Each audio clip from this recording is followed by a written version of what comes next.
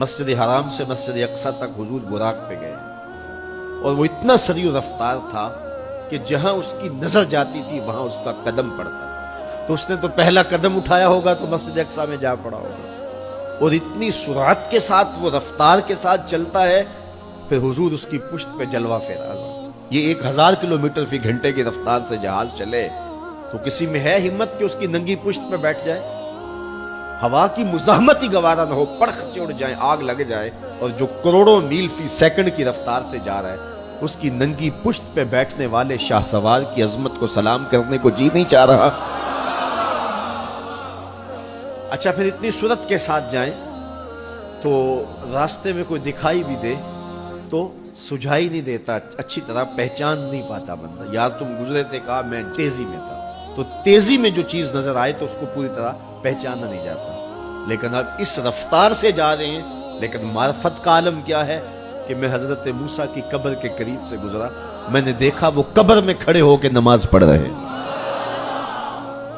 اور حضور ابھی وہاں پہنچتے ہیں مسجد اقصی میں تو حضرت موسیٰ علیہ السلام پہلے وہاں موجود تھے. یا تو یہ ماننا پڑے گا کہ یہاں بھی موجود تھے، وہاں بھی موجود تھے، اور یا پھر یہ ماننا پڑے گا کہ وہ پہلے چلے گئے. اور اگر پہلے چلے گئے تو پھر کیا وہ میرے حضور سے پہلے چلے گئے؟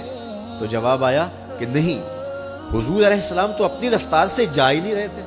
حضور تو جا رہے تھے براق کی رفتار سے، اور حضرت موسیٰ گئے ہیں نبوت کی رفتار سے. براق بہت سری ہوگا لیکن نبوت سے سری نہیں ہو سکتا، اس لیے حضرت موسیٰ پہلے پہنچ گئے. یہ ایک مرحلہ مکمل ہوا. اب دوسرا مرحلہ، مسجد اقصی سے لے کے پہلے آسمان تک وہ نور کی ایک سیڑھی تھی، اور یہ براق سے بھی زیادہ سریع رفتار تھی. یہ دوسرا مرحلہ. اور پھر تیسرا مرحلہ، پہلے آسمان سے لے کر کے 7ویں آسمان تک فرشتوں کے پروں پہ گئے. 7ویں آسمان سے سدرہ تک جبریل امین کے پروں پہ گئے. یہ چوتھا مرحلہ تھا، اور ہر مرحلہ پہلے مرحلے سے سریع تھا.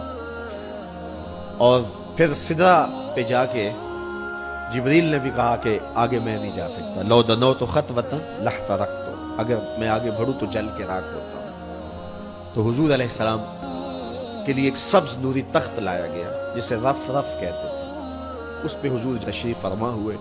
پھر وہ کس صورت سے گیا؟ ان 4 مراحل سے زیادہ سریع رفتار تھا. رف رف کی منتہائی پرواز جب ہوئی تو میں حضرت کی روح سے فیض لے کے کہتا ہوں کہ رف رف کی بھی بس بس ہو گئی. اب یہ 5 مراحل اپنی انتہا کو پہنچے. اب یہ حضور کی ذاتی رفتار نہیں تھی، ذاتی رفتار اب شروع ہونے لگی. اللہ اکبر. پھر آواز آئی، ادنو منی یا احمد، پیارے رک کیوں گئے ہو، آگے آؤ. اللہ اکبر. اور حضور پھر اعلیٰ حضرت فرماتے ہیں کہ ڈرتے جھجکتے آگے بڑھے. کیوں؟ جلال و ہیبت کا سامنا تھا، جمال و رحمت ابھارتے تھے.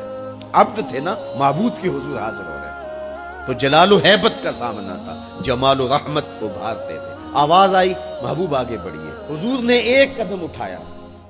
اب پھر فاصلہ کتنا طے ہوا ایک قدم میں؟ مسجد حرام سے لے کے مسجد اقصی تک براق نے جتنا فاصلہ طے کیا، مسجد اقصی سے لے کر پہلے آسمان تک نور کی سیڑھی نے جتنا فاصلہ طے کیا، اور پہلے آسمان سے 7ویں آسمان تک، اور پھر وہاں سے سدرہ تک جبریل اور فرشتوں نے جو فاصلے طے کیے، پھر اس کے بعد رف رف جہاں تک گیا.